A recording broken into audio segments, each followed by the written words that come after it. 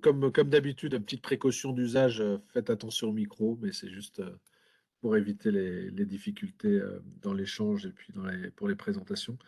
Je suis ravi de vous accueillir ce soir au nom de Procos et d'Aurélia, puisque je vais surtout laisser la main à Cécile pour le département international d'Aurélia. Alors, la plupart d'entre vous connaissent Procos et Aurélia. Alors, pas tous, puisque c'est vrai que nous ne travaillons pas. Ah, il y a un écho quelque part. Nous ne travaillons pas fréquemment avec les fonctions de supply, donc en tout cas ravi et d'achat. Ravi qu'on puisse le faire aujourd'hui. Donc Procos regroupe 310 enseignes et Aurélia, avec ses deux clubs en France et à Barcelone, environ 60, 70. Donc on est ravis d'aborder ce sujet. Merci à Vincent Rofast et à Anne Le Roland. Je sais que vous êtes très sollicités en ce moment tous les deux compte tenu des sujets que vous traitez qui sont, je dirais, à la une de l'actualité, parce que on travaille évidemment sur ces sujets globaux d'incertitude au nom de Procos depuis quelques mois, et j'ai le sentiment on- que c'est un peu le terme, en fait, l'incertitude. C'est-à-dire qu'en fait, on parvenait jusque-là assez bien à avoir des hypothèses claires sur les mois qui viennent. Depuis quelques semaines, c'est quand même extrêmement compliqué. Et la logistique, qui est un sujet, je dirais, qui est une force réelle du retail, peut devenir ponctuellement une faiblesse. Et on voit bien que là, on découvre un certain nombre de risques, d'incertitudes qui peuvent même mettre en cause le business model. Donc, écoutez, moi, je ne vais pas parler plus longtemps. Éventuellement, je poserai une ou deux questions si elles me viennent au cours de la présentation. Je vais laisser Cécile, je vais te laisser la main, Cécile, et puis bon webinaire à tous et toutes. Merci Emmanuel.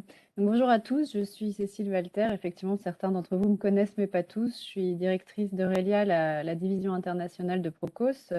Comme l'expliquait Emmanuel, on accompagne les enseignes du commerce spécialisé dans leur développement à l'international depuis plus de 30 ans sur des problématiques d'implantation, de développement. Et puis on favorise le partage d'expériences et ce webinaire fait partie de ce type de partage d'expériences. À la demande de certains de nos adhérents, on a organisé ce webinaire sur la logistique internationale qui est dans un contexte très tendu, comme le rappelait Emmanuel, de perturbations plurielles et soudaines qui ont impacté les échanges internationaux et la chaîne d'approvisionnement. Ce webinaire est un peu le complément de celui qui avait été organisé par Procos le 26 avril sur l'inflation, qui est un autre sujet bouillant du moment. Donc voilà, aujourd'hui on parle de la supply chain, qui est un thème stratégique qui n'est pas nouveau, mais qui aujourd'hui est devenu véritablement incontournable dans une période de turbulence majeure, qui a été accélérée par la pandémie mondiale de Covid, comme tout le monde le sait, avec l'arrêt des industries pendant plusieurs semaines, qui a à la fois affecté les approvisionnements, la logistique en raison de la congestion des ports et de certaines villes. Il y a aussi le conflit en Ukraine qui a eu des répercussions et qui a toujours des répercussions sur les routes de transport, l'approvisionnement et puis la hausse des prix, à la fois de l'énergie et des marchandises, conjuguée à de nouveaux confinements qu'on a pu voir récemment en Chine à nouveau, drastiques dans des villes qui sont primordiales pour le commerce international. Donc dans ce monde un peu plus conflictuel, avec un accès aux marchandises qui n'est pas toujours garanti, des fournisseurs qui ne sont pas toujours en mesure d'absorber la demande qui est pourtant existante, et le coût des transports, on va certainement revenir sur ce sujet, qui a augmenté de façon démesurée. Dans ces nouvelles conditions, avec ces multiples inconnus, quelles sont les nouvelles difficultés d'approvisionnement et est-ce qu'elles vont changer le modèle économique des enseignes? Quelle est la stratégie de supply chain que nos enseignes du commerce international peuvent adopter dans ce contexte? Donc, je vais laisser la parole à Vincent Rofast, qui est directeur Europe du Sud et Afrique d'Oco Global, et à Anne Le Roland, PDG fondatrice d'Act International. Merci à tous les deux. Vous allez pouvoir peut-être expliciter les changements qui sont en cours, donner des pistes aussi de comment sécuriser, optimiser sa stratégie de supply chain, malgré les multiples inconnus. Je vous propose de commencer avec Vincent. Donc, je vais vous laisser vous présenter, mais donc vous apportez aujourd'hui un témoignage d'observateur, Vincent, sur ce que vivent les grandes entreprises en termes d'adaptation et de changement à court, moyen, aussi long terme. Y a-t-il dans ce contexte une stratégie de crise qui ressort chez les multinationales que vous côtoyez au quotidien et est-ce qu'il y a des nouveaux marchés qui se dégagent de ces différentes stratégies? Voilà, je vous laisse la parole, Vincent. Ouais, merci beaucoup Cécile et merci Emmanuel pour cette invitation. Donc bonjour à toutes et à tous. Donc effectivement, moi je vais commencer par une introduction, voilà, une retranscription en fait d'une grande campagne d'entretien individuel que j'ai réalisée récemment pour les besoins d'un projet auprès de la Banque mondiale, un projet de recherche sur l'investissement international. Ou pour vous donner un peu de contexte, donc on a interrogé 100 entreprises, alors à chaque fois les plus grandes multinationales à travers 5 verticales qui étaient donc des entreprises de logistique, des entreprises du secteur automobile, des entreprises du secteur IT slash digital, et puis des entreprises du secteur des biens de consommation et en particulier donc habillement qui était l'une des verticales et puis agroalimentaire également. Donc c'était, alors à chaque fois, j'ai bien conscience que pour les besoins de ce webinaire, c'est peut-être un peu macro, c'est pas très opérationnel par rapport aux questions que vous posez vous au quotidien sur vos questions de supply. Néanmoins, il nous semblait intéressant de quand même vous restituer ces grandes tendances qui sont qui nous ont été partagées par toutes ces grandes entreprises. Et je vais vous donner quelques exemples. C'est que des grands noms que vous connaissez tous. Donc, quand on dit logistique, c'est par exemple Prologis, DHL, FedEx, Royal Mail, UPS, etc. Geodis, CMA, CGM. Donc, on a vraiment des acteurs très différents de la chaîne de valeur logistique. Dans l'automobile, c'est des noms type Volkswagen, Goodyear, BMW, Stellantis, mais on a aussi des suppliers qui étaient interrogés type Tenneco, Lear, Packard, etc. Voilà, donc à chaque fois des grands noms et ça dans chacune des grandes verticales. Alors, la question qu'on a posée à chaque fois à ces entreprises, et c'était un niveau COMEX ou juste en dessous, c'était 3 questions qui nous ont beaucoup intéressés. Première question autour de la supply chain elle-même.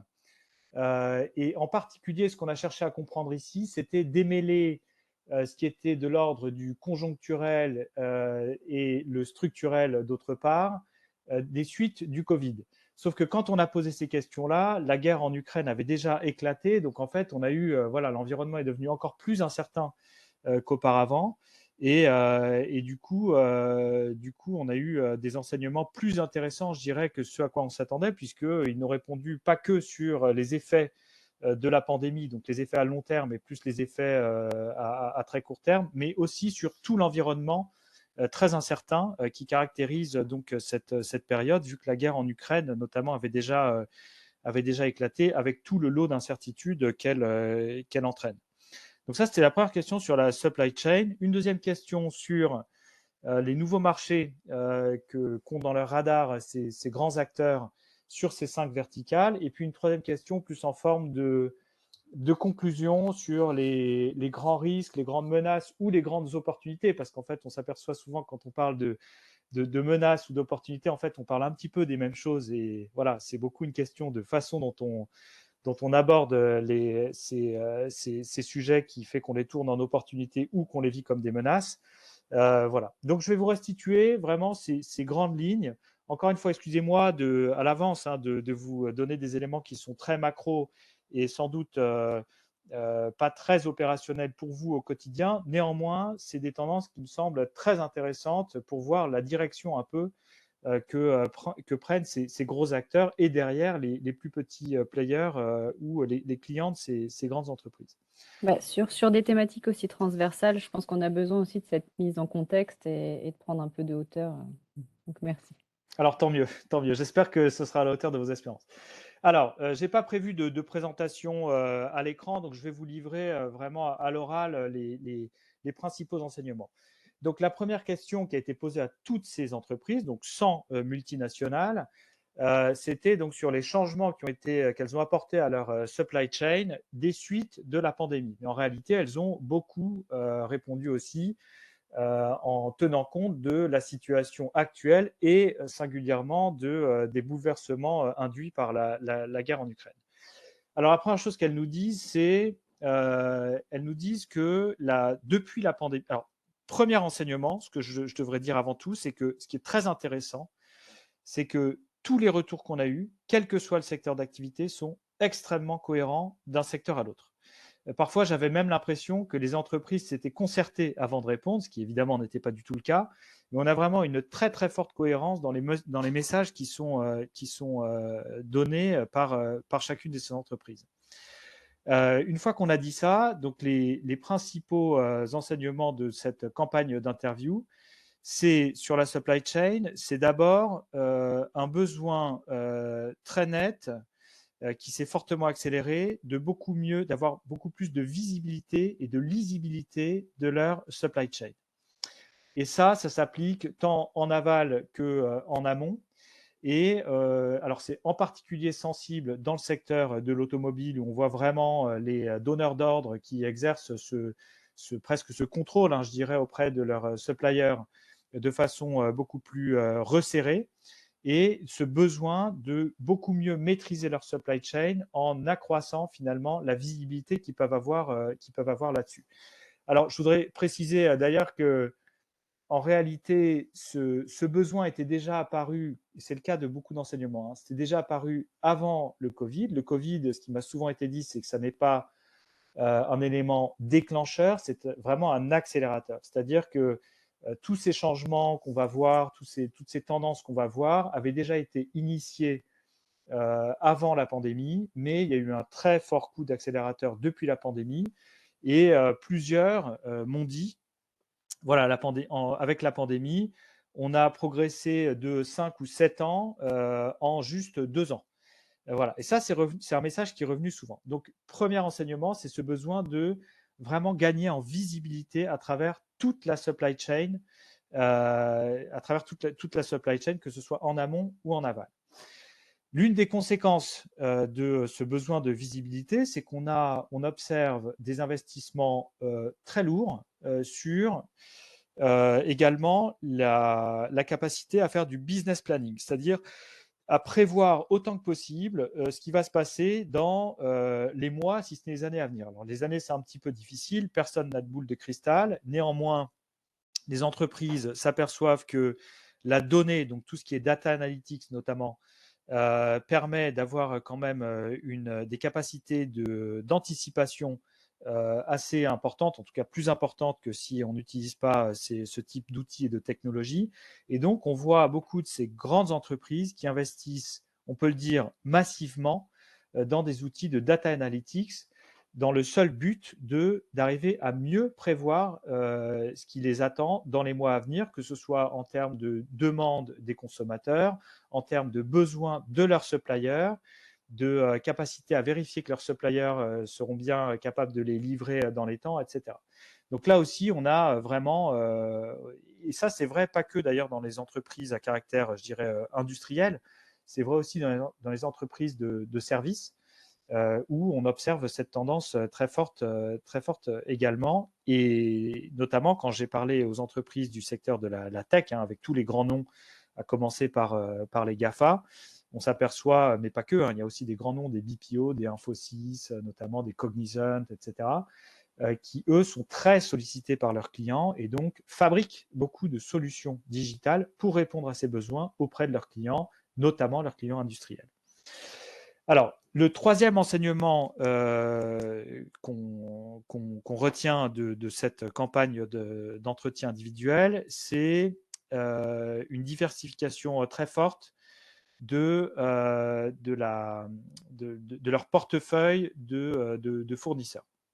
Donc là, c'est quelque chose qu'on a vu de façon très claire au moment de la crise Covid, dans le secteur de l'automobile, avec notamment la crise des semi-conducteurs qui avait démarré avant la pandémie, mais qui s'est là aussi très fortement, très sensiblement accéléré avec la pandémie.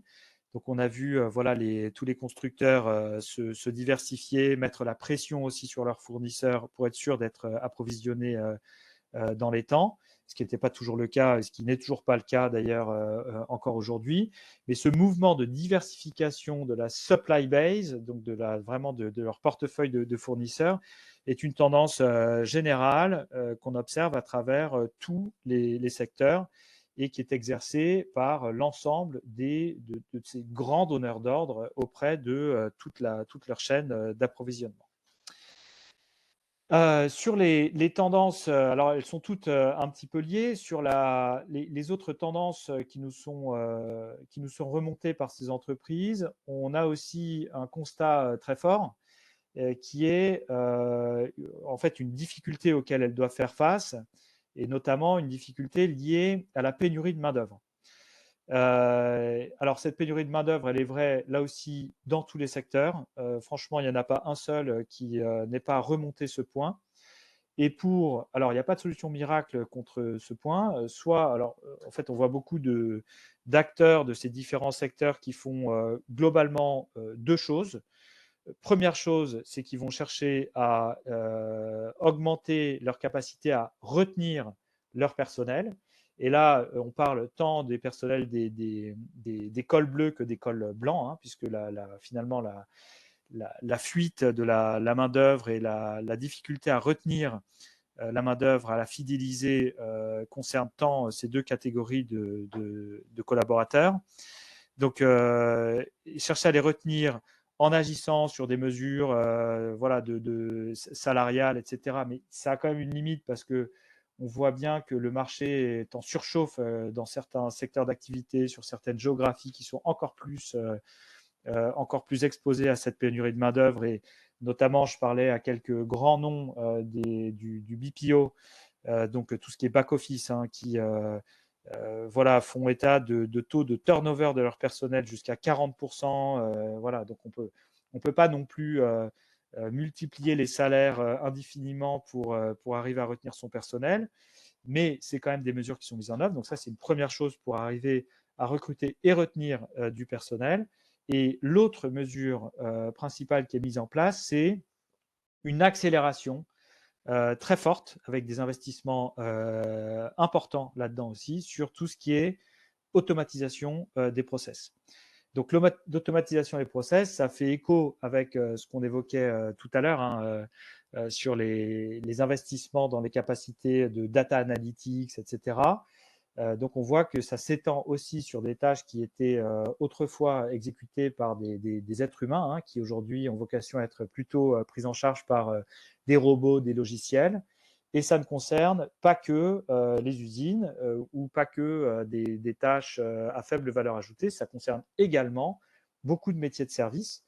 Et là, je ne peux pas citer le nom des acteurs du marché qui nous parlaient de ça, mais on a certains acteurs du secteur justement des activités qu'on appelait autrefois back-office, mais qui en réalité ont quand même beaucoup gagné en valeur ajoutée, qui cherchent aujourd'hui, dans les solutions qu'elles fabriquent, qu'elles proposent, donc les solutions digitales qu'elles proposent, à automatiser l'élaboration de ces solutions de l'ordre de 30%. C'est-à-dire que 30% de leur main-d'œuvre est remplacée par des machines pour la création donc, de ces solutions logicielles notamment. Donc là, on a vraiment une tendance très forte. Encore une fois, tous azimuts, ça concerne nos cinq verticales qu'on a regardées, avec beaucoup plus d'automatisation qui est mise en place pour arriver à faire face aux très fortes difficultés liées à la pénurie de main-d'œuvre qu'elle rencontre, que ce soit sur des métiers à faible valeur ajoutée, mais aussi sur des métiers à plus forte valeur ajoutée.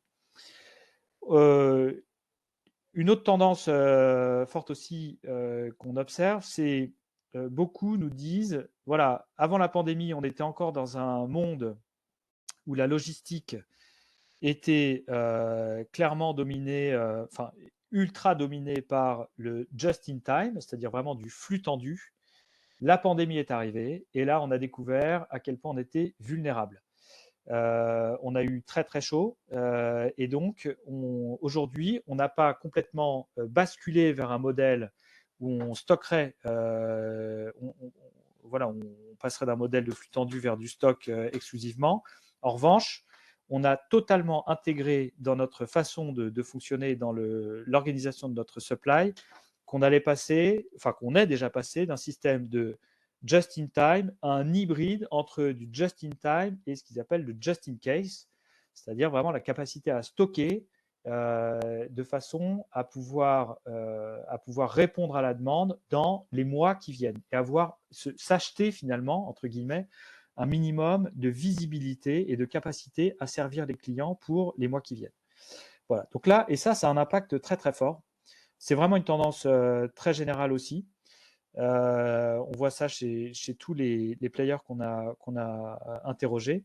Et c'est un impact immédiat et très fort sur une chose qui est sur l'entreposage. Et donc le warehousing, où plusieurs nous disent, en particulier chez les acteurs logistiques, nous disent, voilà, hier, l'entreposage était une activité qui était une activité finalement un peu de bout de chaîne logistique qui était outsourcée la plupart du temps. Aujourd'hui, c'est vraiment devenu complètement stratégique, c'est-à-dire celui qui possède l'entrepôt et a la capacité d'entreposer détient le contrôle d'une bonne partie de la chaîne logistique. Et c'est ce qui explique qu'on voit beaucoup de gros acteurs logistiques qui cherchent à faire l'acquisition de solutions d'entreposage. Voilà. Simplement, c'est très compliqué et ça veut dire que les coûts, ça ne fait qu'alimenter à l'inflation des coûts qu'on observe. Parce qu'en réalité, quand on regarde de façon plus précise les solutions justement pour de l'entrepôt, il y en a très peu. Il y en a très peu. Il y a une rareté du foncier disponible pour ces entrepôts. Rareté du foncier, là où ça a du sens de mettre justement de l'entrepôt, c'est-à-dire à proximité des grands centres urbains, des grands bassins de consommation, du fait notamment de la réglementation environnementale. Du coup, on raisonne beaucoup en logistique, en entrepôt vertical, mais là aussi, c'est compliqué parce que ça vient dénaturer les paysages, etc. Donc tout ça fait qu'il y a une demande très forte pour de l'entrepôt avec une offre qui est finalement assez limitée et ça ne fait qu'alimenter l'inflation des coûts qui sont liés à la chaîne logistique, qui sont aujourd'hui, pour ceux qui détiennent ces actifs, qui sont aujourd'hui plutôt favorables évidemment à leur situation, mais même ceux qui s'en tirent très bien avec des revenus qui ont quand même pas mal explosé pour certains d'entre eux, même pour eux, c'est quand même une source d'inquiétude parce que tous se demandent jusqu'où ça va aller, jusqu'où ça va tenir. Et quand cette bulle va-t-elle éclater, jusqu'à où le consommateur final va accepter que ces coûts lui soient répercutés dans les prix. Alors, sur les tendances de supply chain, j'en finirai avec une dernière qui était, on s'est intéressé à la question du reshoring, c'est-à-dire du rapatriement d'activités, qui est une question assez fréquente à laquelle on s'intéresse dans nos activités quotidiennes auprès de nos clients. Alors, on se doutait de la réponse, mais ça a été bien confirmé, c'est-à-dire on n'observe pas du tout de tendance au reshoring, c'est-à-dire reshoring dans le sens ou onshoring, dans le sens où j'ai une usine en Chine, je la ferme pour la réouvrir dans mon marché domestique, chez moi, à proximité de mon marché cible. Ce n'est pas comme ça que ça se passe. En revanche, ce qu'on observe, c'est plus une déviation d'investissement qui, hier, aurait été fait sur ces géographies un peu plus éloignées et qui aujourd'hui sont plutôt des investissements qui sont redirigés vers les marchés mûrs, les marchés établis, les marchés développés, mais plutôt en réponse à d'autres drivers de marché. Par exemple, sur les questions environnementales, on observe, pour ne citer que cet exemple, sur l'automobile, l'automobile investit très fortement, ça n'échappe à personne, dans le moteur, le véhicule électrique. Le driver principal de cette tendance, c'est la réglementation. Voilà. Et donc là où hier, ils auraient continué à investir sur des sites de production, par exemple, en Asie du Sud-Est ou en Amérique latine, Aujourd'hui, ils vont plutôt utiliser leur capacité d'investissement pour investir assez lourdement sur les marchés développés, donc pour faire simple, Europe et Amérique du Nord, dans du véhicule électrique. Mais on va le voir, ça ne se fait pas de façon simple non plus, puisque le véhicule à combustion, je dirais, enfin énergie traditionnelle, reste vital pour eux. Et donc, se pose une question de dans quelle séquence faire ce basculement vers le tout électrique. Et c'est une question qui n'est pas simple pour ces acteurs-là. Voilà, donc ça, c'est sur les grandes tendances qui sont très largement partagées par l'ensemble. Alors, il y a quelques rares exceptions, mais disons que la très grande majorité des entreprises qu'on a interrogées partagent les tendances qu'on vient d'évoquer sur la supply chain. Ensuite, sur la deuxième question qu'on leur a posée, c'était sur les marchés, et en particulier les marchés émergents, et comment ces marchés, enfin, si ces marchés émergents constituent une opportunité pour eux encore aujourd'hui dans l'environnement dans lequel on est. Et là, le premier enseignement, pour aller droit au but, c'est que on observe plutôt une attitude de repli de ces grandes multinationales vers leurs marchés traditionnels, donc les marchés établis, que sont d'abord l'Amérique du Nord et ensuite l'Europe, et aussi certains marchés en Asie, et la Chine d'ailleurs est une exception là-dedans, puisqu'elle est encore assez vitale pour beaucoup. Et donc, on voit qu'ils se replient quand même vers ces marchés pour une raison simple, c'est qu'ils cherchent à protéger leur source de revenus, et protéger en particulier leur marge qui est supérieure sur ces marchés-là. Donc, aucun nous dise c'est pas important pour moi, on ne regarde pas, on ne s'y intéresse pas. Ça reste très important. Ils continuent à avoir un œil sur les marchés émergents, sur les nouvelles opportunités. De toute façon, c'est vital. Mais clairement, aujourd'hui, dans la situation d'incertitude dans laquelle ils se retrouvent, ils ont quand même ce réflexe de repli pour sécuriser leurs revenus et sécuriser leurs marges. Et ça se passe dans leur marché traditionnel. On a une exception donc avec la Chine, hein. Mais la Chine, en réalité, pour ceux qui connaissent déjà, la Chine, c'est plusieurs pays en un. Donc, c'est là où il faut être capable d'être plus nuancé, plus que je ne saurais l'être, puisque je ne suis pas du tout un expert de la Chine. Je connais suffisamment pour bien voir et comprendre qu'on a une grande diversité de dynamiques locales de marché au sein de la Chine. Néanmoins, voilà, on sent bien que dans le reporting qui nous est fait par ces grandes entreprises, la Chine est un peu un cas à part qui mérite d'avoir une attention particulière et n'est pas traité comme les autres marchés émergents ailleurs sur la planète, puisque ça reste quand même une promesse et un bassin de consommation très important, si ce n'est vital d'ailleurs pour beaucoup d'entre elles.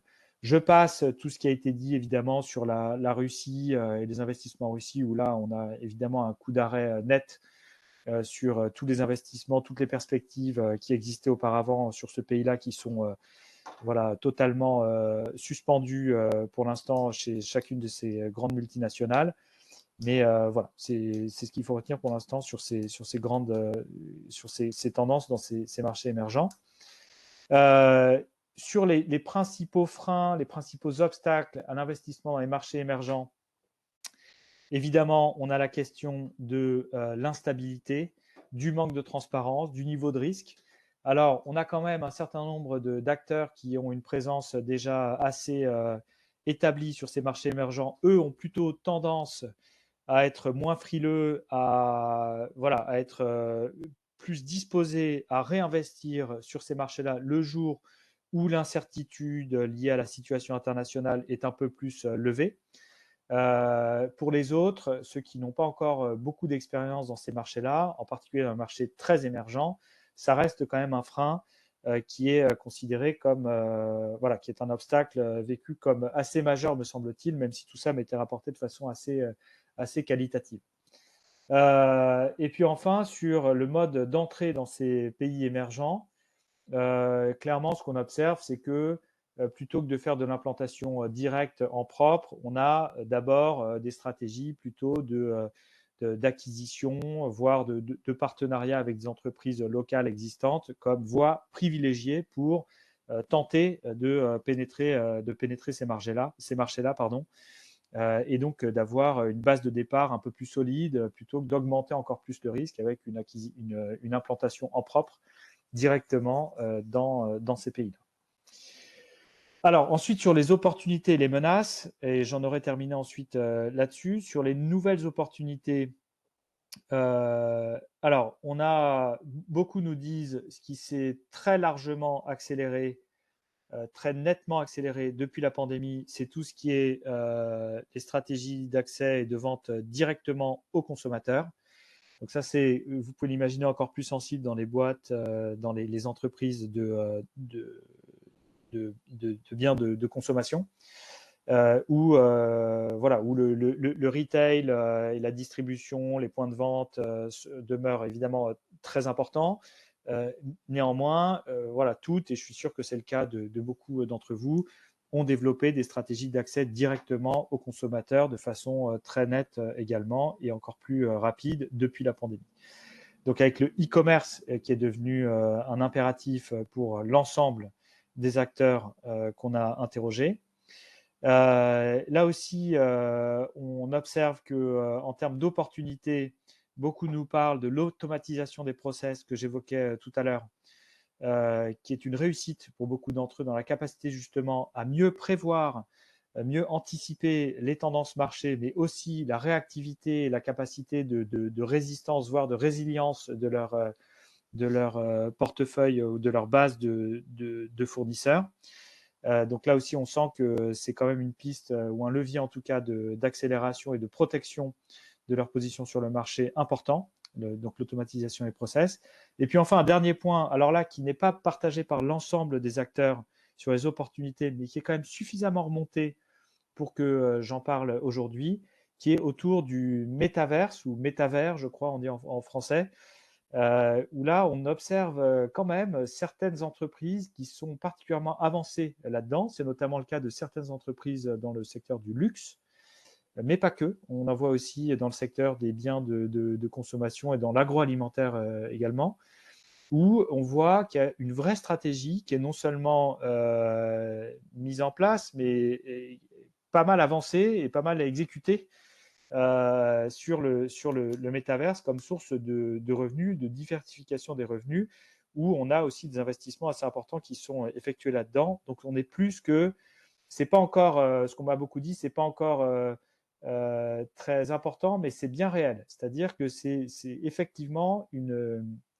un vrai axe de développement auquel on fait plus que réfléchir. C'est-à-dire qu'on a déjà investi dedans et on va continuer à investir dedans. Et ce n'est pas que pour faire joli sur du papier. Et plusieurs sont capables de citer déjà les produits qu'ils mettent sur le marché qui sont vraiment dédiés au métavers et qui sont source de revenus et de marge, notamment très important, puisque on n'a pas évidemment de production physique des biens qui sont proposés sur ce type de canal.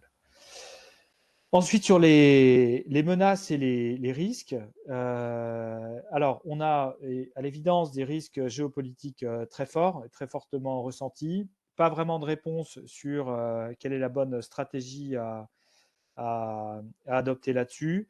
Je sens aussi, même si ça n'a pas été restitué comme ça, mais ce que je retiens, c'est que finalement, dans les boards, dans les comités exécutifs, on a quand même des courants de pensée qui s'opposent. Certains disent c'est le moment d'y aller, il faut profiter pour aller justement saisir les opportunités sur le grand international et notamment sur les marchés émergents. D'autres qui ont beaucoup plus une stratégie prudente de repli et de protection de l'existant et de leur marge sur les marchés traditionnels.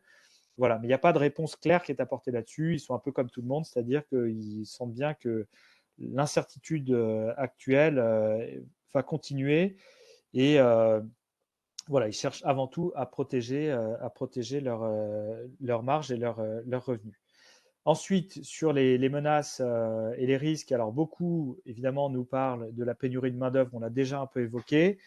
Ils nous parlent beaucoup aussi de l'augmentation des coûts, et notamment l'augmentation des coûts liés à la main-d'œuvre. Pour les raisons que j'évoquais tout à l'heure, difficulté non seulement à recruter, mais également à retenir, avec un phénomène de fatigue dans certains secteurs. Ça se sent beaucoup dans la logistique, sur le transport, et notamment le transport routier, où dans certains endroits, il est très, très, très compliqué quand même d'arriver à trouver des chauffeurs routiers tout bêtement. Et voilà. Et donc tout ça, c'est une vraie difficulté au quotidien, même pour les plus grandes entreprises. Ce qui est vécu aussi comme une menace, c'est assez intéressant d'ailleurs, puisque c'est la compétition pour l'innovation, où beaucoup nous disent qu'elles sont dans une situation où, en gros, soit elles innovent, soit elles disparaissent. Et là, plusieurs nous citent le nom de, voilà, moi, ma menace principale à l'avenir, alors que ce n'est pas un pure player de leur secteur d'activité, ma menace principale demain, et ils le citent, hein, texto, ils disent c'est Amazon, par exemple. Voilà, parce qu'Amazon, ils ont une culture d'innovation et une capacité d'investissement qui est bien supérieure à la leur. Et donc, voilà, ils sentent qu'il faut vraiment qu'ils fassent quelque chose pour réussir à rester dans la course, et que ces mesures passent nécessairement par un fort investissement sur plus d'innovation, et notamment tout ce qui est autour du digital dont on parlait, et de l'automatisation dont on parlait, des capacités de prévision dont on parlait. L'augmentation des coûts, l'augmentation des prix également, et notamment les prix sur des prix de l'énergie, voilà, qui est là aussi vécu comme une difficulté, même s'ils sont répercutés auprès du consommateur final ou de leur client final, mais là aussi avec une vraie inquiétude sur jusqu'à où ça va tenir, et voilà, jusqu'à quand c'est acceptable. Et puis enfin, un dernier point, personnellement, qui me semble très intéressant, sur la réglementation environnementale, où plusieurs acteurs nous disent on a quand même une difficulté avec la réglementation environnementale. Et le problème, ce n'est pas du tout une question de fond sur est-ce qu'il faut y aller ou pas. C'est bien sûr que c'est un choix nécessaire. Mais la difficulté, c'est que la réglementation va beaucoup plus vite que notre capacité à répondre, notre capacité en termes de capacité d'investissement et notre capacité d'innovation pour répondre à ces exigences réglementaires. Et voilà. Et ça, par exemple, du coup, ça génère un problème. Alors, je prenais l'exemple des acteurs automobiles tout à l'heure. Ils ont une vraie difficulté pour, et là, plusieurs vraiment le disent, c'est comment ne pas surinvestir trop tôt dans le véhicule électrique, et comment ne pas sous-investir trop tôt dans le moteur à combustion, qui demeure encore vital pour eux dans beaucoup des marchés sur lesquels ils sont présents. Et donc, il y a cette question de temporelle liée à la transition vers le moteur électrique, qui va de toute façon arriver, qui est déjà largement enclenchée, mais sur cette capacité, voilà, comment bien doser les efforts et les investissements pour faire la bascule, pour répondre à la fois aux exigences environnementales, et en même temps pour ne pas aller trop vite et ne pas mettre l'entreprise en difficulté par rapport à sa capacité d'investissement et d'innovation. Voilà, donc j'ai dépeint dans les grandes lignes vraiment ce qui nous a été remonté.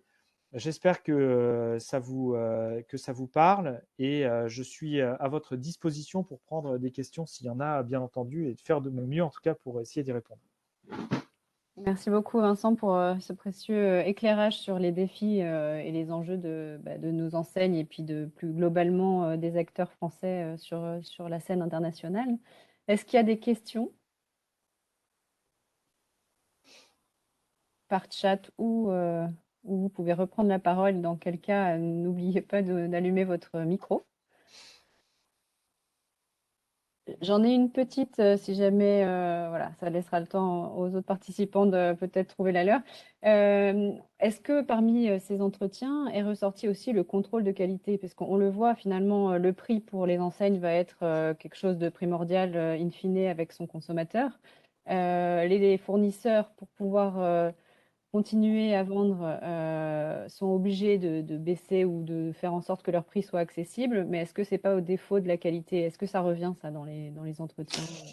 Alors, j'avoue, très franchement, c'est pas revenu, mais c'est peut-être lié aussi à la nature des entreprises qu'on a interrogées, qui, on le sent, exercent quand même tout le poids de leur marque, et enfin voilà, elles pèsent de tout leur poids vraiment pour s'assurer d'être les premiers fournis. Et moi, j'ai demandé à, bon, je peux les citer, par exemple Tesla. J'ai dit, alors Tesla, ils m'ont dit, voilà, bah, on met la pression, ou on s'assure d'être fourni, servi en premier auprès de nos fournisseurs. J'ai dit, oui, mais d'accord, mais vous assurez comment? Et là, la réponse, bah, c'est la marque, hein. C'est-à-dire, écoutez, soit vous travaillez avec nous et voilà, vous nous garantissez d'être fourni, etc. Mais si c'est pas garanti, bah, on va voir ailleurs et on choisit quelqu'un d'autre. Et ça, je pense que cette façon de fonctionner, elle est présente à travers un certain nombre enfin pour un certain nombre d'acteurs qui pèsent vraiment auprès de leurs fournisseurs. Et du coup, je pense qu'ils font un peu moins face peut-être que d'autres à des problèmes de qualité. En tout cas, ça ne m'a pas été directement remonté. D'accord. Merci beaucoup. Est-ce qu'il y a une autre question? Dans ce cas-là, merci encore, Vincent. Merci à On vous. va donner la parole à Anne-Le Roland. Bonjour, vous êtes PDG et fondatrice d'Acte International que vous avez fondé il y a près de 30 ans, si mes informations sont bonnes. Acte International est une société de services spécialisée dans la gestion globale des chaînes d'approvisionnement et de distribution dans plus de 60 pays.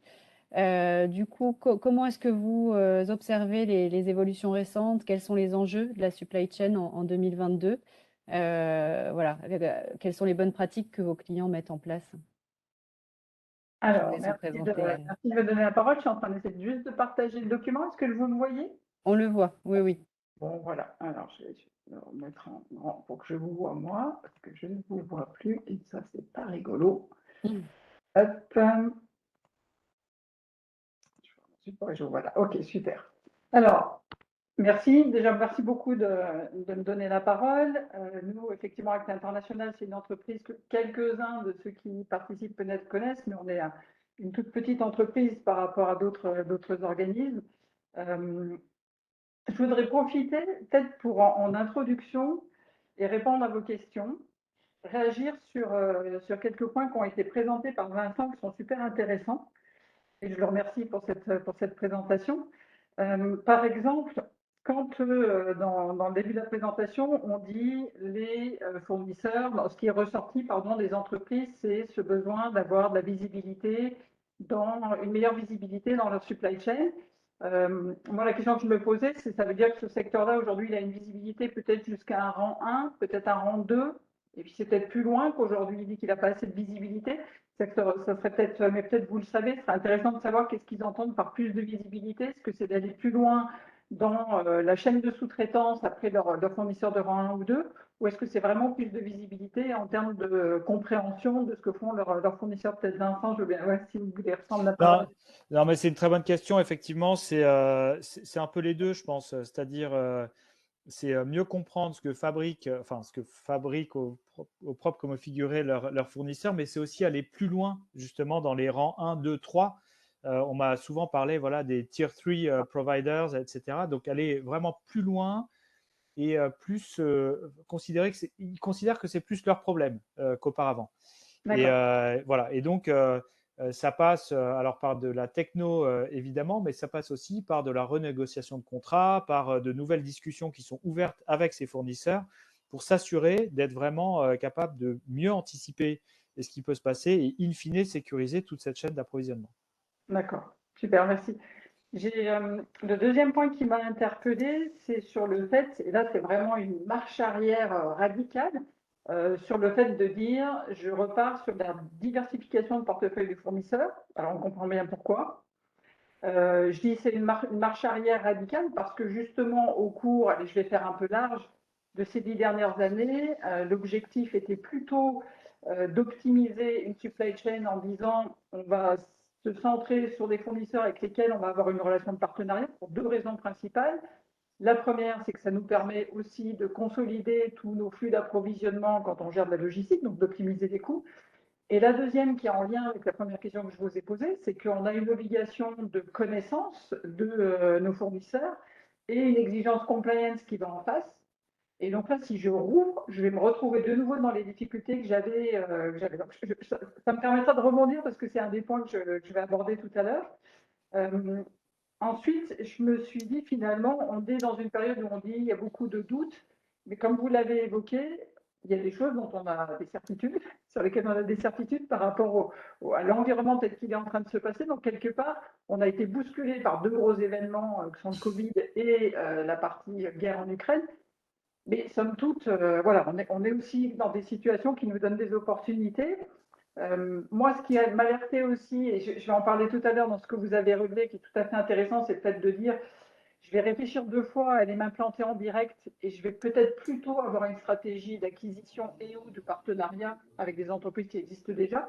Et là, j'ai des warnings qui s'ouvrent du coup sur tout ce qui est compliance, lutte contre la corruption, et voilà, et tout un risk management qui doit se mettre en place aussi dans ce contexte-là par rapport à quand j'ai ma propre filiale où je me sécurise. Donc, on voit que d'un côté, je vais me rassurer sur quelque chose, mais je vais rouvrir finalement des portes que je vais devoir sécuriser.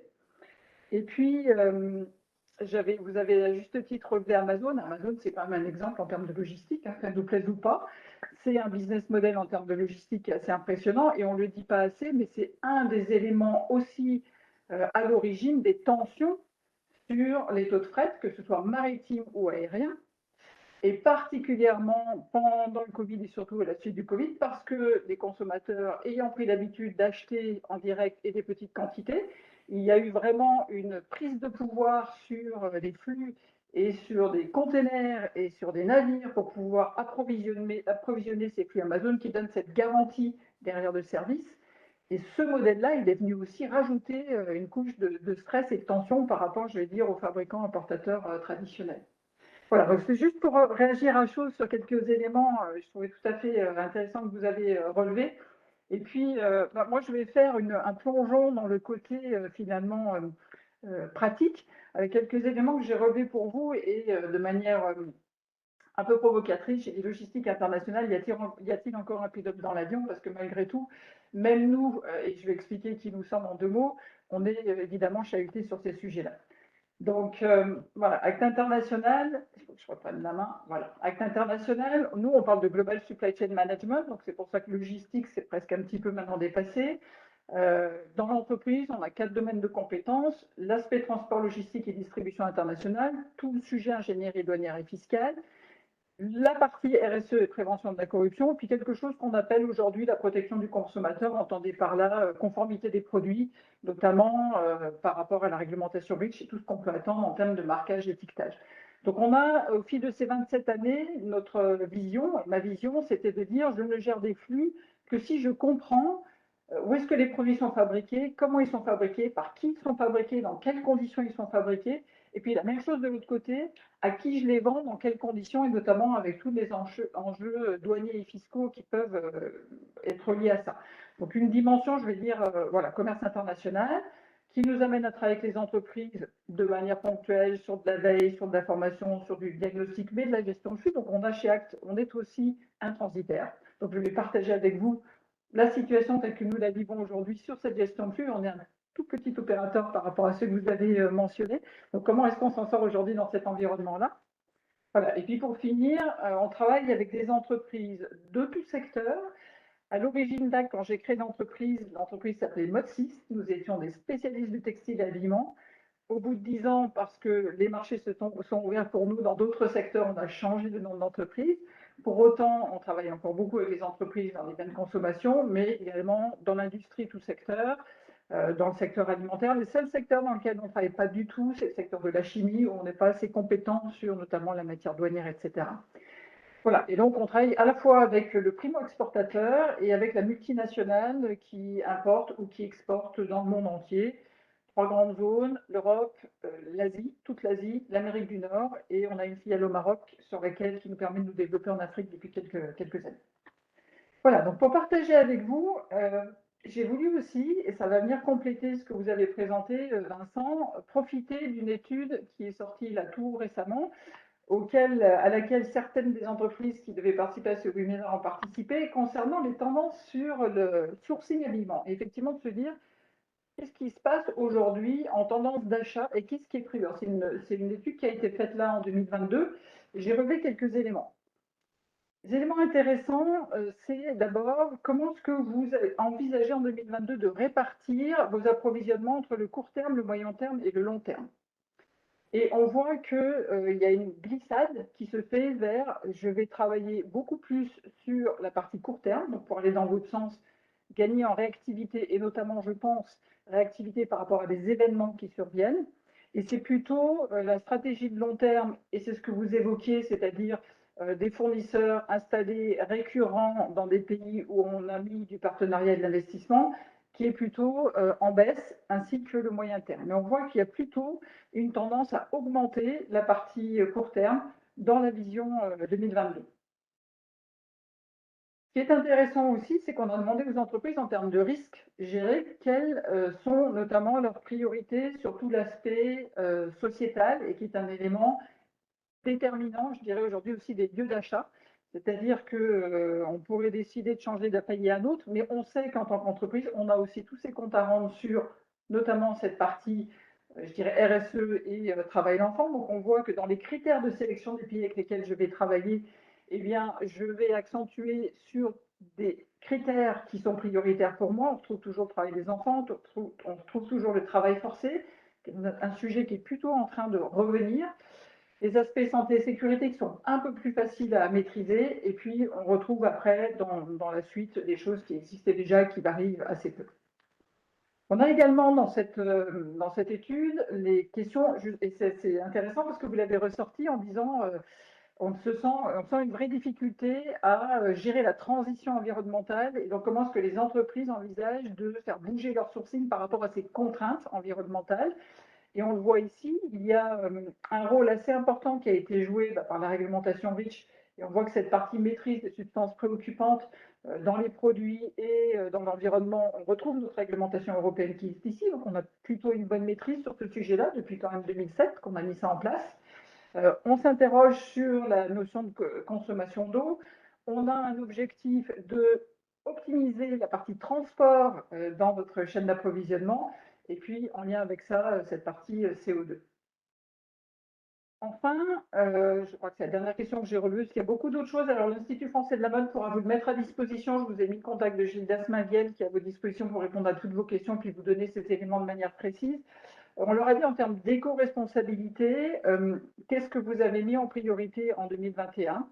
Et on voit en 2021 qu'il y a effectivement le partial reshoring. On le retrouve quand même. Alors, on est dans le secteur textile-habillement, donc il y a des possibilités de le faire. Et vous vous souvenez, il y a aussi dans l'habillement des possibilités de le faire en achetant des matières en France, en les envoyant en proximité pour de la façon et ensuite en finissant, on va dire, de la fabrication en France. Donc c'est probablement un secteur un petit peu plus aisé sur lequel on peut faire ça.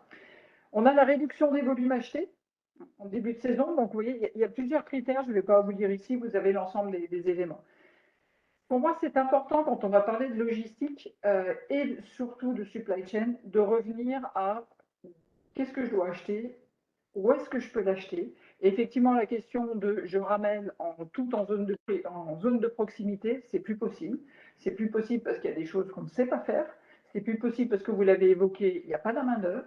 C'est plus possible parce qu'on a besoin de matières premières, de composants, de pièces détachées qui sont plus fabriquées sur le territoire européen et encore moins en France. Donc on a bien une réflexion à avoir sur comment est-ce que je peux répartir et qu'est-ce que je peux répartir. Et ça détermine les tensions et les réflexions à venir en termes de logistique transport. Et oui, et dernière petite information que j'ai reprise, c'est sur les zones de sourcing. D'où, qu'est-ce qui va changer en 2022 ? Donc, qu'est-ce qui va augmenter ? On voit que les zones de proximité, notamment Portugal, Italie, France, deviendraient des zones de sourcing accentuées pour la période 2022. On a les pays du Maghreb qui également se retrouvent avec, et ça c'est sans beaucoup de surprise, Turquie, Tunisie, Maroc, malgré le fait que la Tunisie a eu un petit peu de mal à suivre ces dernières années. Et puis, les éléments les plus marquants sont sur la zone Asie, où on voit qu'il y a une intention de réduire les importations de zones telles que la Chine, le Bangladesh, le Vietnam, l'Inde, même si on a, vous voyez, quand même quelques répondants qui ont dit, alors ça s'est fait sur une centaine d'entreprises au global, à peu près de tout secteur.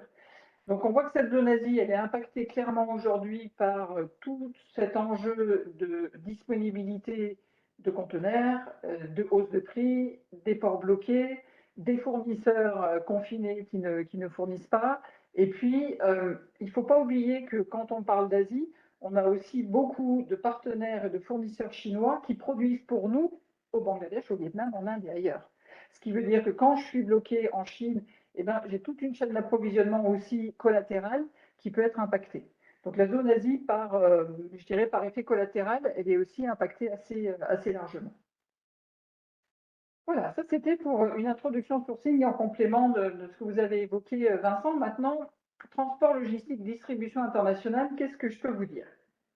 Alors, je me suis dit, petite rétrospective d'abord. Rétrospective, on vient d'une époque, allez, il y a 3 ans en arrière, où 80% des achats de fret se réalisaient sous contrat pour des entreprises comme les vôtres. Sous contrat, entendez par là, une fois par an ou 2 fois par an, on rencontre soit son commissionnaire de transport transitaire, soit les compagnies en direct. Mais à ce moment-là, c'est encore beaucoup ces intermédiaires commissionnaires.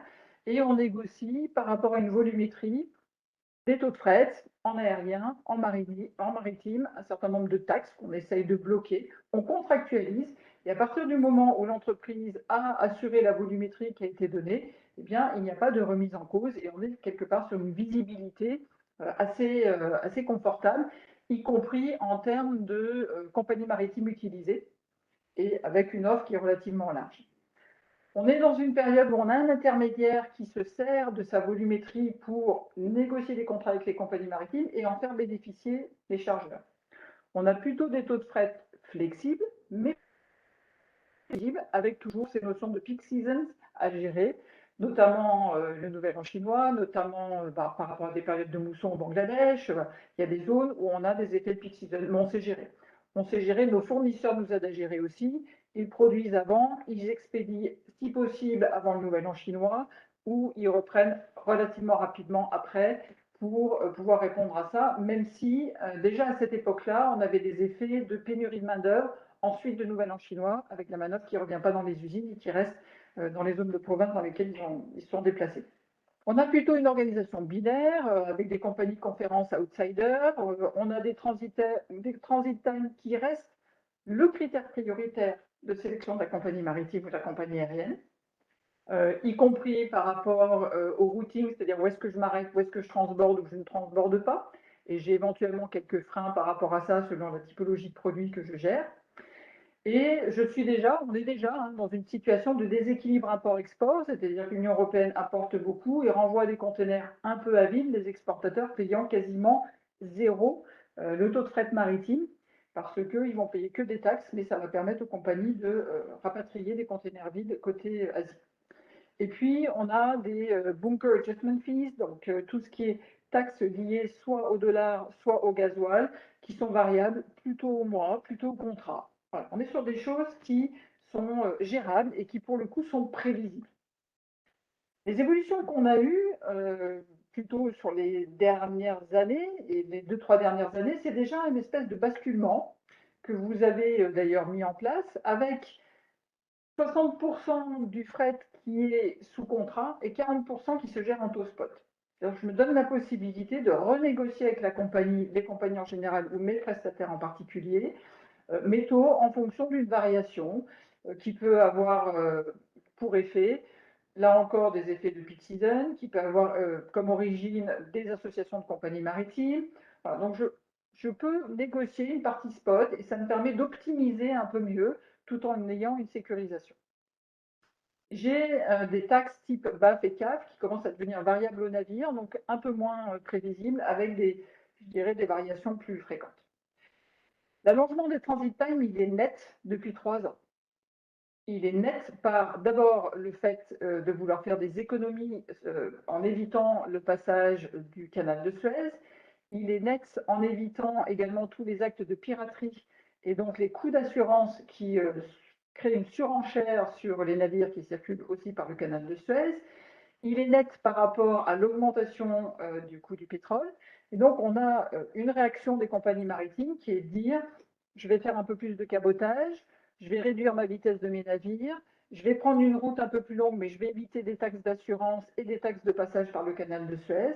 Et donc, depuis 3 ans, là où on avait l'habitude de faire un Hong Kong, Marseille, Le Havre en 19 jours, on passe à plus de 35 jours. Les compagnies ont une peur bleue, ce sont les embouteillages portuaires, ce qui va d'ailleurs être un élément marquant de j'évite le port de Marseille, par exemple, où il y a trop de mouvements sociaux, où il y a trop de grèves. Je ne peux pas me permettre d'avoir un navire qui attend une demi-journée, une journée, 2 journées de plus. Donc il y a une vraie stratégie d'aller toucher des ports qui sécurisent les rapidités de déchargement-rechargement, et ça sur toute l'Europe, y compris, on le verra tout à l'heure, sur des sites portuaires où on va investir, où les compagnies maritimes vont investir. Et puis, on rentre dans une période d'inflation de taux de fret assez régulière et progressive, mais nette. Et puis, les perspectives, et je vais faire quelques focus derrière sur ces points-là, on a une vraie inversion qui se fait aujourd'hui, où je dis, et ce sont les compagnies maritimes qui ont pris la main, ce ne sont plus les chargeurs, c'est que je veux bien, on arrive à donner allez, 20% de ton business, de ta volumétrie sous forme de contrat. Mais je veux travailler 80% du flux en taux spot. Parce que ça me permet à tout moment de réajuster les taux que je te donne et donc de préserver justement ma marge et ma rentabilité. On a vu les beaux résultats des compagnies maritimes au cours des dernières années. On a plutôt aussi des contrats qui se font en direct avec les chargeurs, vous et les compagnies maritimes. Les transitaires et les commissionnaires de transport sortent majoritairement de cette négociation, sont des gestionnaires, mais pas des acheteurs de fret. Donc il y a une prise en main de la négociation du fret par les chargeurs. Ça a des aspects positifs, c'est que je ne commissionne plus quelque part mon transitaire pour ça. Ça a des aspects négatifs, c'est que je perds aussi cette aide, je dirais, à la négociation et le cas échéant, la volumétrie qui est traitée par ce partenaire pour pouvoir négocier. On a une vraie peur aujourd'hui des compagnies maritimes face, et vous l'avez évoqué Vincent, au sujet, vous avez parlé du transport routier. Là, il y a une vraie peur des compagnies maritimes, et particulièrement dans la perspective de la sortie de Covid de la Chine qui est annoncée pour début juillet, sur tout ce qui est je vais garder en anglais, Inland Services et Transload Facilities. Ça, c'est quoi? C'est effectivement toute la liaison entre le port et le chargeur, le port et le destinataire.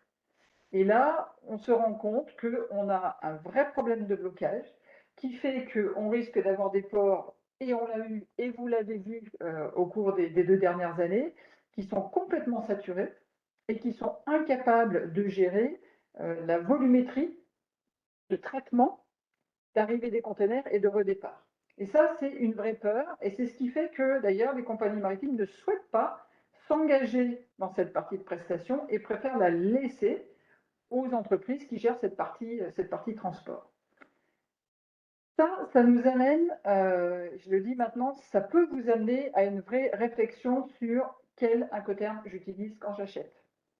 Quel Incoterm j'utilise quand j'achète. Ça fait 27 ans que je fais ce métier. Pendant 25 ans, j'ai toujours dit aux entreprises qui achètent, vous devez acheter au pire FCA, c'est-à-dire que c'est vous qui maîtrisez le choix des compagnies maritimes et des compagnies aériennes et toute la chaîne qui vient derrière pour une raison principale, c'est que c'est le seul moyen d'avoir la garantie que les produits que vous avez commandés sont tirés des avions dans les délais que vous avez convenus.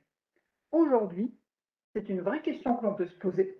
C'est-à-dire que si mon fournisseur chinois a une capacité d'achat, d'une part auprès des transports locaux, d'autre part au niveau de la compagnie maritime, il y a peut-être une réflexion à avoir avec mon fournisseur et changer les conditions d'achat et l'Incoterm que j'utilise, c'est-à-dire d'abandonner ce risque que le produit ne soit pas à bord quand il me lie avec un risque d'antidater un connaissement maritime ou une master ROB, que tout le monde connaît ce genre de pratique, mais par contre de dire j'ai peut-être un fournisseur qui a la puissance d'achat du fret et éventuellement des services qui vont suivre le fret.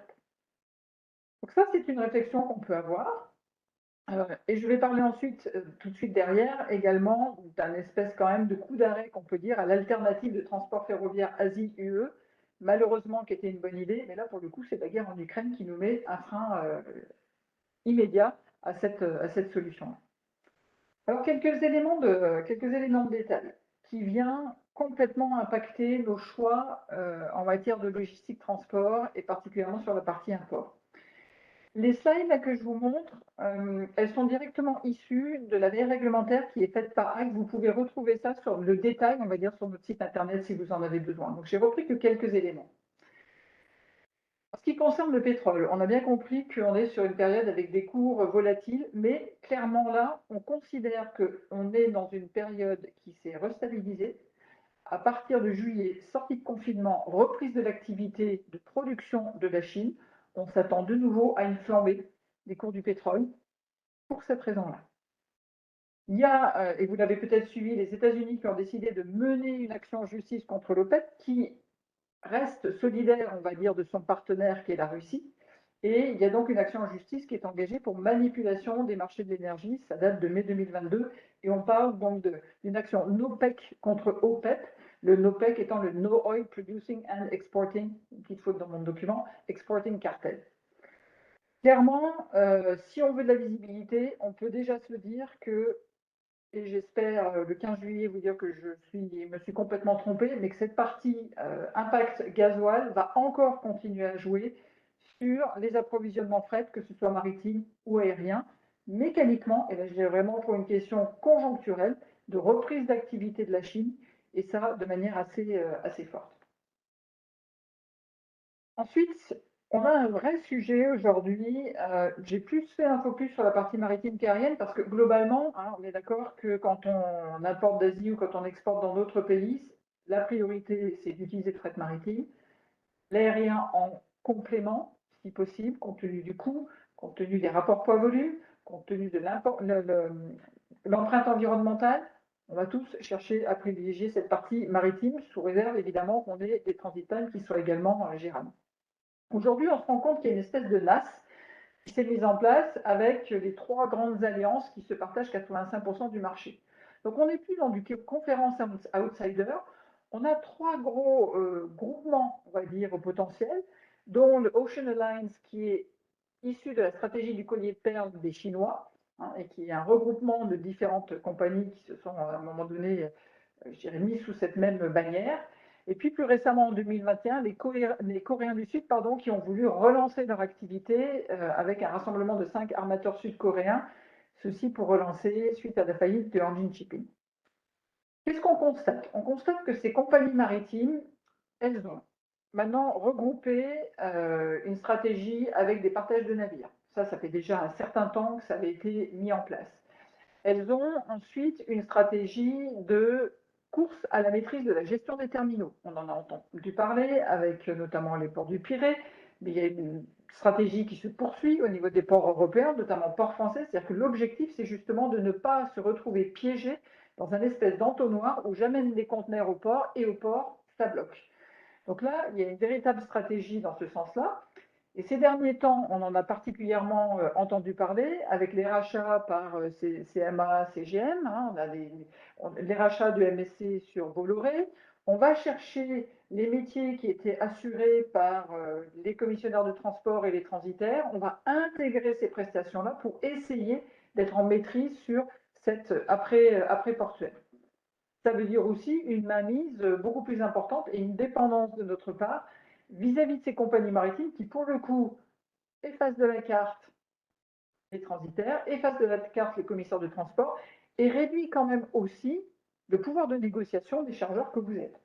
Là, il va falloir être vraiment nombreux pour commencer à peser au sein de ces groupes-là. Et il y a peut-être une stratégie d'alliance à avoir en contrepartie de ça.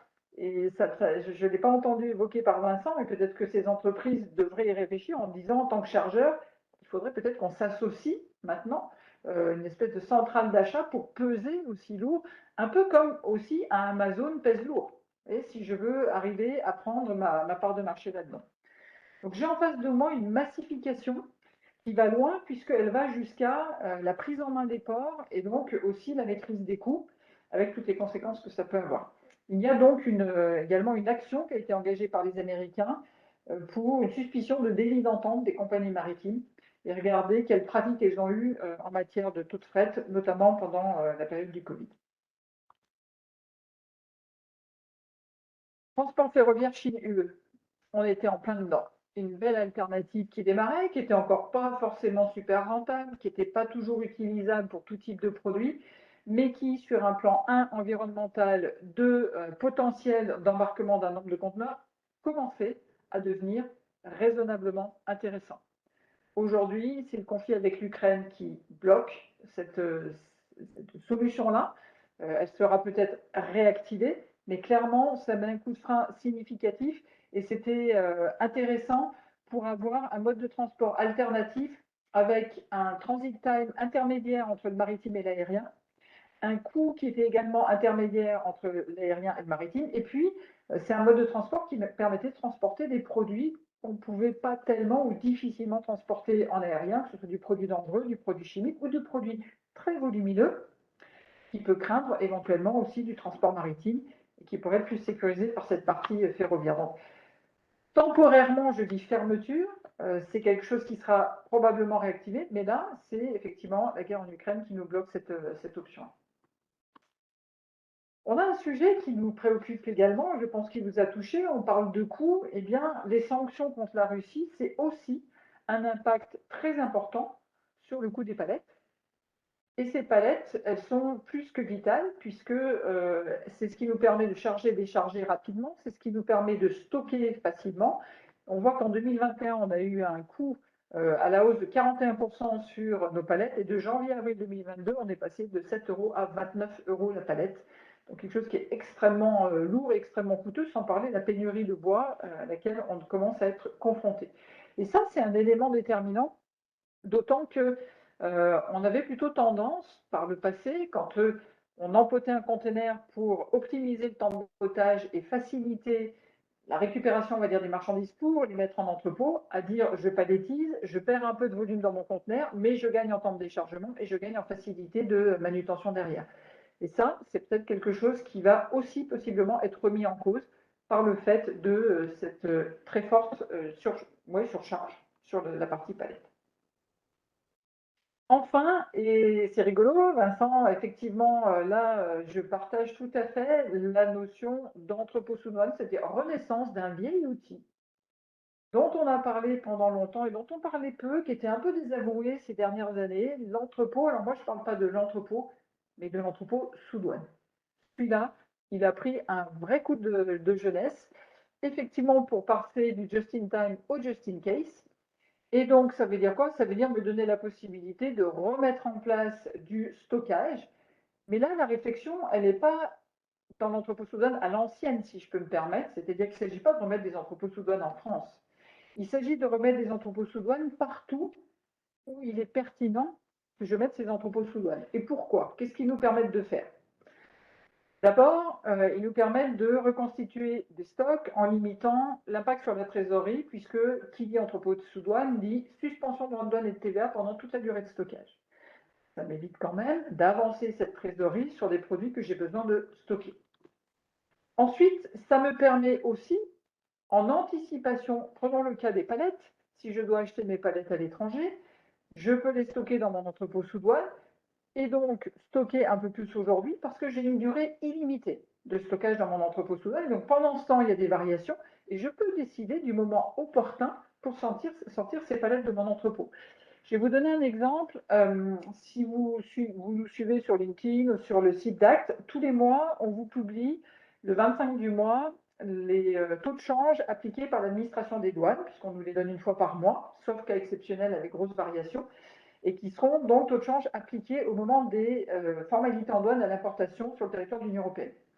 Eh bien, en fonction de ça, on fait une recommandation en disant si vous avez acheté en yens, il vaudrait mieux attendre parce que le mois prochain, à partir du 1er, on va avoir un taux qui nous est plus favorable.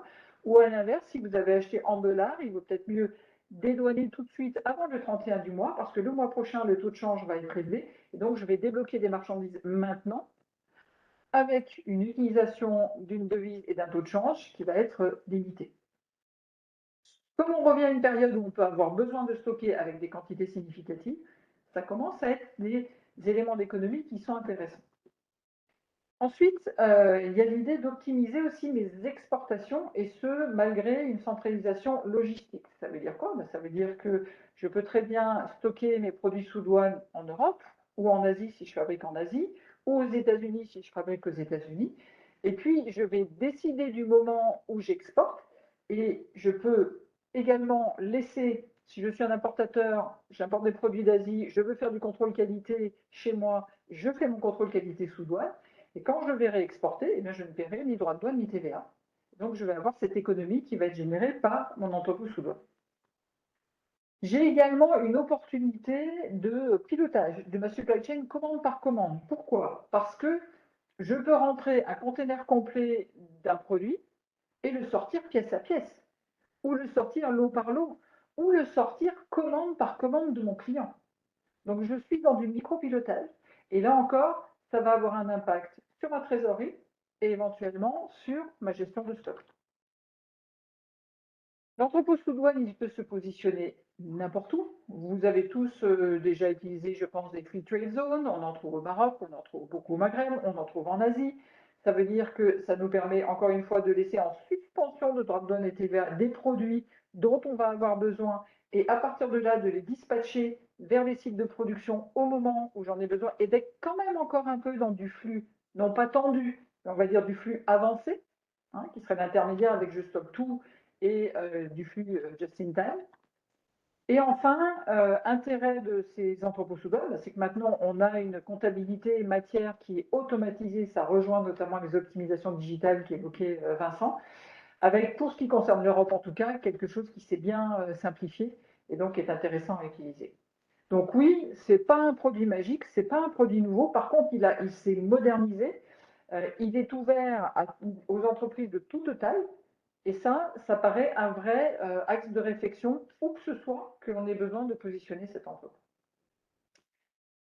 Voilà, ça c'était sur la partie logistique transport. Et puis, je vais quand même passer par cette étape-là, et ça m'a paru très important en matière de supply chain management de faire un petit passage par ça. Parce qu'il me semble qu'on a effectivement beaucoup d'interrogations liées à l'optimisation et l'organisation logistique de notre supply chain. Par contre, aujourd'hui, s'il y a des choses dont on ne peut plus avoir de doute, ce sont les exigences en matière de compliance.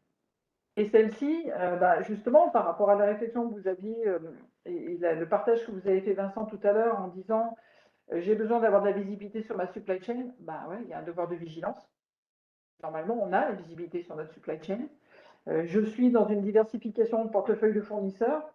Ça veut dire qu'il va falloir que je travaille aussi sur ces exigences compliance avec l'ensemble de ces fournisseurs. Et donc là, il y a, à mon sens, un angle d'attaque de ma supply chain qui est vraiment nouveau.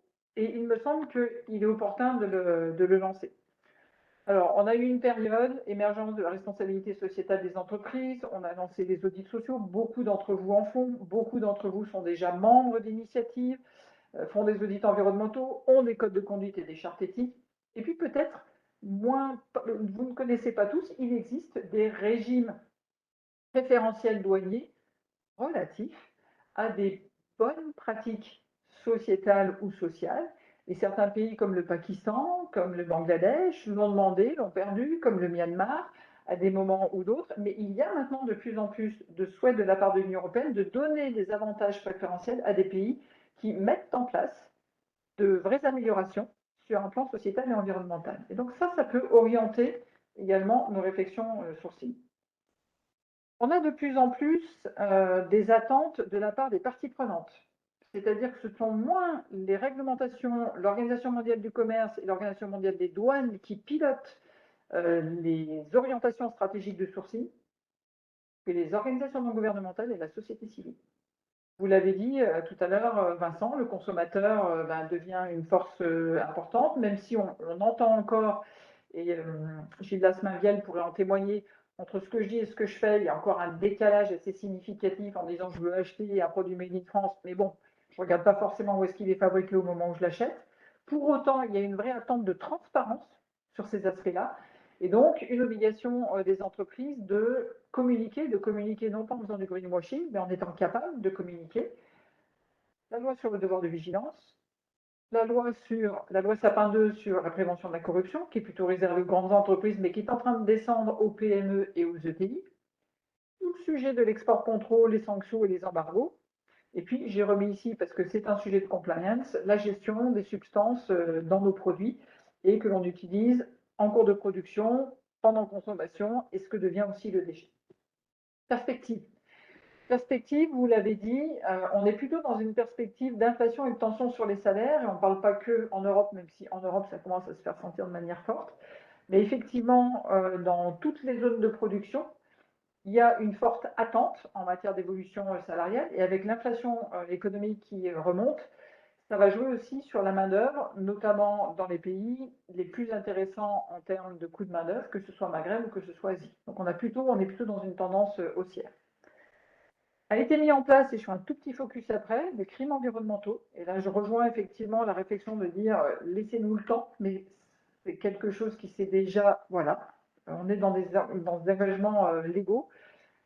La diligence raisonnable, qui est obligatoire pour les entreprises, c'est-à-dire qui a pour vocation de réduire nos impacts négatifs. Le risk management, et ce sera certainement un des éléments de conclusion de ma présentation. Et puis, l'aspect riche, les restrictions qui passent à la vitesse supérieure. Une vraie question sur la guerre des normes avec la Chine qui se met de plus en plus à vouloir développer, imposer ses propres normes, notamment pour ce marché. D'où l'intérêt pour ceux qui veulent vendre sur le marché chinois de Made in China for China. Ça reste effectivement quelque chose qu'on entend de manière très récurrente auprès de nos clients. 2-3 petits focus. Supply chain responsable. Oui, on est obligé d'avoir un plan de vigilance raisonnable. C'est-à-dire que notre obligation étant de réduire ou supprimer les impacts négatifs sociétaux, droits de l'homme et environnementaux, ça vaut pour nos activités directes, ça vaut pour celles de nos filiales, mais attention, ça vaut aussi pour celles de nos partenaires. Donc si vous me dites je diversifie mon portefeuille de fournisseurs, j'ai tous ces éléments-là qui se déclinent derrière, et il va y avoir une vraie réflexion à avoir entre coût de l'un, coût de l'autre, temps passé, capacité à répondre à ces exigences-là. Donc pareil, ces éléments, vous pouvez les retrouver sur notre site, ça fait partie de la veille que l'on fait. On a un sujet, alors il ne s'agit pas de prendre position, mais aujourd'hui il y a une tendance de priorité pour la partie textile, au textile durable et circulaire. On cherche des produits avec moins de substances dangereuses, qui sont respectueux des droits sociaux de l'environnement et de la préservation de la biodiversité. Il y a un Green Deal contre la fast fashion. Et là, l'objectif étant de réduire les déchets au bout du bout et d'engager les entreprises à plutôt travailler à maximum sur du recyclé, sur du recyclable et réduire la pression sur donc cette de séduction de la fast fashion. Et ça a un enjeu puisque vous avez vu tout à l'heure en termes d'approvisionnement, on disait le court terme était l'élément qui prenait le plus d'importance pour l'année 2022 et c'est particulièrement ce secteur-là qui concerne. Prévention de la corruption, loi Sapin 2. J'achète un peu partout dans le monde. Que font mes transitaires? Que font mes fournisseurs? Dans les pays où Transparency International montre qu'il y a des pratiques de corruption régulières. Quand je vends, et quand justement je décide de travailler à travers des partenaires, à travers des sociétés dont je veux faire l'acquisition, j'ai des obligations en matière de surveillance, due diligence, prévention de la corruption et de l'enrichissement d'argent. C'est maintenant réuni sous le même chapeau. Donc quelque chose qui va nous influencer aussi sur nos zones d'achat et nos zones de vente. Ça ne veut pas dire qu'on ne peut pas vendre dans ces pays-là, ça veut dire qu'il y a certaines manières de le faire. Voilà, REACH, c'est simplement pour dire plus de 5000 substances en plus qui seront interdites d'ici 2030. Donc on a une vraie obligation de gestion fine des substances préoccupantes qui sont utilisées dans nos produits, particulièrement quand on est dans la partie import. Je rappelle que REACH, c'est pour l'Union européenne, qu'un certain nombre de pays ont reconnu et se sont alignés sur les exigences de REACH, mais d'autres exigent des choses plus lourdes encore, notamment par exemple au Japon, et notamment certains États aux États-Unis. Conclusion, pour terminer dans les délais et vous laisser la parole. Conclusion, ça a été difficile de vous faire une conclusion sur quelque chose qui est, voilà, on est tous dans la même situation et je n'ai pas plus de visibilité que vous sur ce qui se passe réellement. Ma vision est la suivante. On est en train de passer, à mon sens, d'un métier de supply chain manager à une mission de trade compliance officer. C'est-à-dire que j'ai toujours bien sûr l'obligation de gérer des flux, j'ai toujours bien sûr l'obligation d'acheter au meilleur prix, mais ce qui est en train de passer devant, c'est qu'est-ce que j'achète, à quelles conditions, pour quelle qualité de produit. Et tout à l'heure, Cécile, vous avez parlé de qualité, ça se retrouve ici aussi. Et donc, quel profil je dois mettre à la tête de ma supply chain? Eh bien, je pense qu'on glisse du profil, entre guillemets, principalement logistique supply chain, vers un profil trade compliance qui va couvrir tous ces aspects. et j'ai fait quasiment pas de focus sur la partie douanière. En termes de commerce international, ce que nous voyons quand même depuis plusieurs années, c'est que l'Organisation mondiale du commerce continue à négocier un certain nombre de choses, fonctionne quand même au ralenti. L'Organisation mondiale des douanes, pour ce qui concerne les accords de libre-échange, est bien à la peine d'arriver à faire signer tous les pays qu'elle veut faire signer. On arrive de plus en plus et un retour vers du bilatéral, ce que font les Anglais aujourd'hui avec le Brexit, qui veut dire une multiplication d'accords différents avec des conditions d'exportation ou des conditions d'importation qui vont plutôt se complexifier.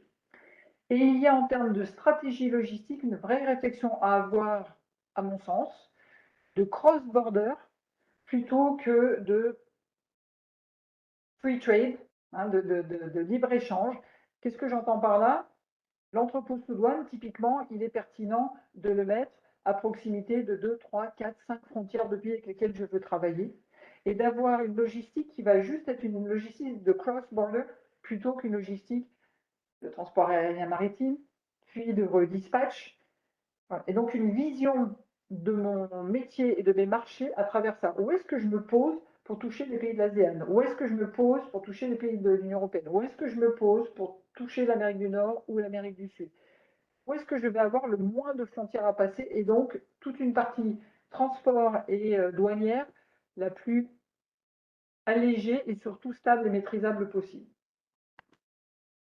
Troisième point, je le cite parce que l'article, j'ai trouvé l'article remarquable, certainement certains d'entre vous l'ont lu, c'est dans l'usine Nouvelle, Sylvie Matelli de l'IRIS, qui dit « Les entreprises doivent se doter d'une politique étrangère ». Qu'est-ce qu'elle dit, cette personne, dans cet article? Que nous avons tous fait, dans nos entreprises, des stratégies commerciales.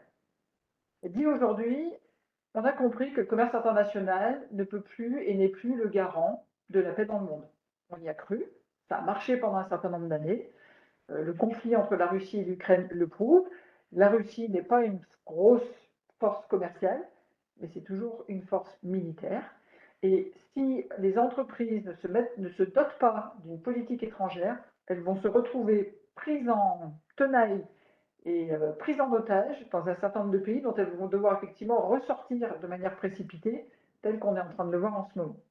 Et donc elle nous dit, vous allez devoir intégrer dans votre fonctionnement une vision politique étrangère, un peu comme une entreprise publique qui va aller travailler dans un État et donc vous mettre en négociation, en discussion avec les pouvoirs publics, parce que vous obtiendrez des marchés que ces pouvoirs publics veulent sur leur territoire, mais en échange de droits, de protection, de conditions qui font qu'en cas de conflit, on puisse et on peut continuer à faire notre business. Donc une dimension complètement nouvelle que les entreprises ne sont pas encore prêtes, y compris d'ailleurs les très grandes entreprises, ne sont pas encore matures à mettre en œuvre. Donc ça, c'est une réflexion aussi, je trouve intéressante dans la vision de notre métier.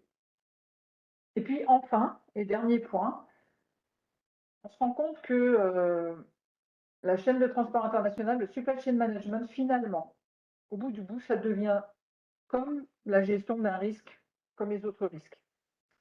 Qu'est-ce qu'on attend de nous, supply chain managers, ou nous, directeurs internationaux, ou nous, directeurs d'entreprise? Eh bien, d'abord, de savoir où sont nos risques. Donc, on a un job pour identifier. Et pour ça, il nous faut des outils. On est capable de se les construire. Ces risques, une fois qu'on les a trouvés, il faut qu'on les arbitre. Il faut qu'il y ait un vrai arbitrage, parce que c'est là-dessus d'ailleurs qu'on va devoir communiquer. Quand une entreprise française nous dit « je reste en Russie », et qu'elle communique, il faut qu'elle explique, et elle explique sur la base des arbitrages qu'elle a fait, pour que ça devienne acceptable et entendable. Ces arbitrages, c'est est-ce que j'accepte ces risques? Est-ce que je les réduis? Est-ce que je les transfère? Et ça peut être à un partenaire ou quelqu'un d'autre. Est-ce que je les refuse? Et dans quel cas, j'arrête mes activités, ou je change mes activités, ou je me retire d'un marché, ou je ne vais pas dans un marché. Ensuite, notre job, c'est de développer des entreprises, c'est de faire des affaires, donc il faut être agile. Et l'agilité, elle va plutôt venir de l'adaptation de nos dispositifs de prévention, de nos process et de nos processus et de nos procédures.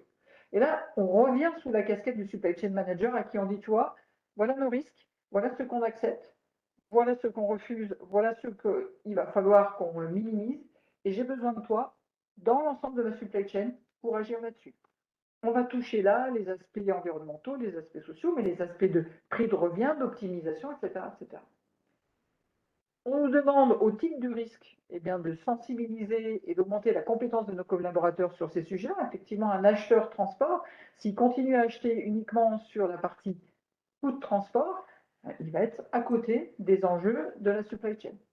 Il va répondre à l'aspect coût, mais il va être à côté des enjeux de la supply chain.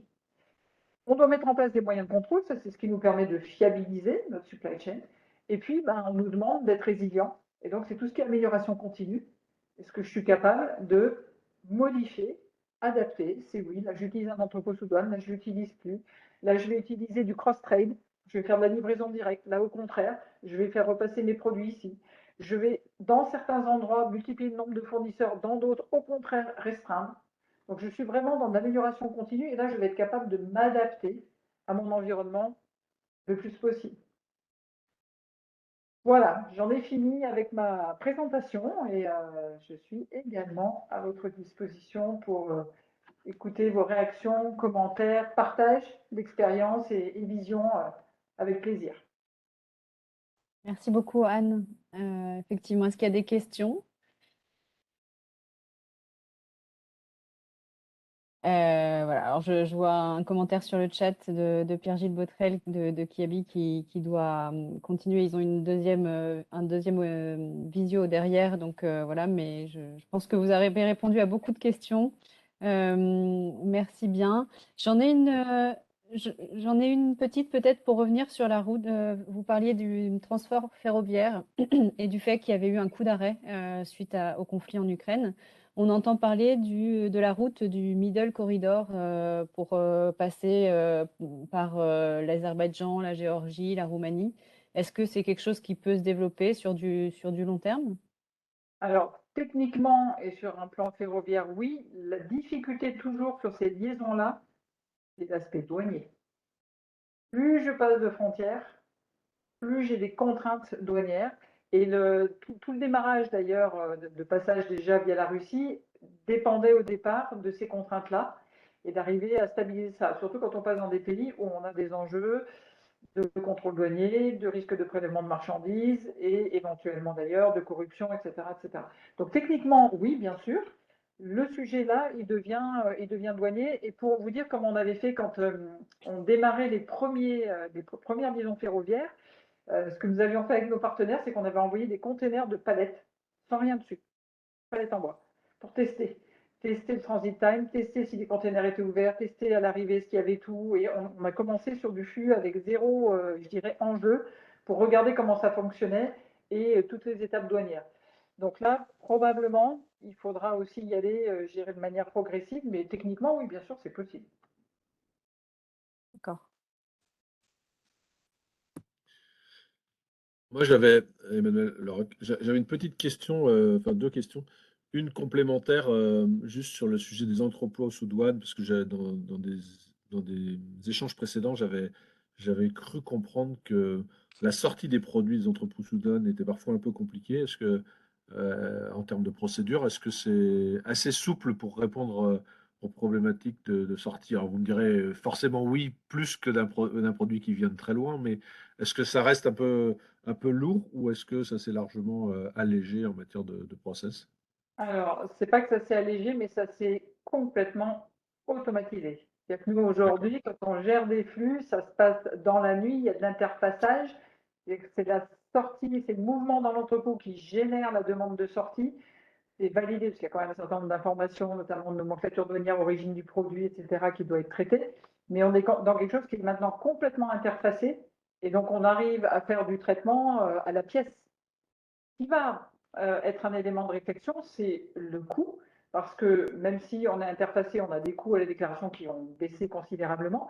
Mais évidemment, si je fais tout en gestion, j'exagère à la pièce, j'augmente le nombre d'opérations, donc attention dans ma gestion budgétaire.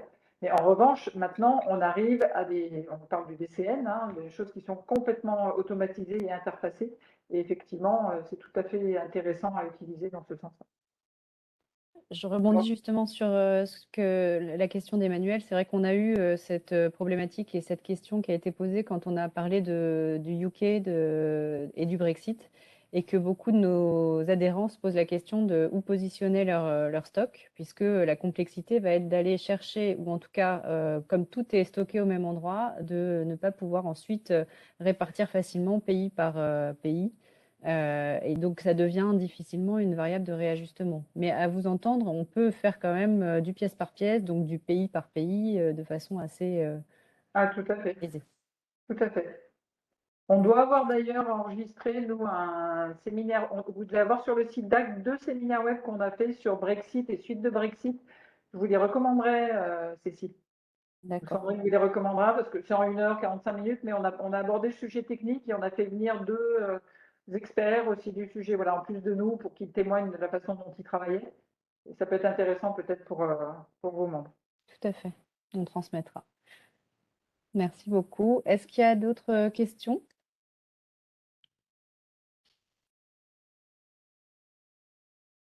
N'oubliez pas de rallumer vos micros si c'est le cas ou par chat. Ben, écoutez, s'il n'y a pas de questions, je vous remercie tous les deux. Merci Anne Le Roland, merci Vincent Revast pour vos présentations très claires. Et donc, on se permettra de transmettre vos coordonnées aux participants. Et puis, donc, un replay va être monté suite à ce webinaire. Merci à tous. Merci beaucoup. Très bonne beaucoup. soirée. beaucoup. Merci, au pour revoir. l'invitation. Au revoir. Merci, au revoir. Au revoir.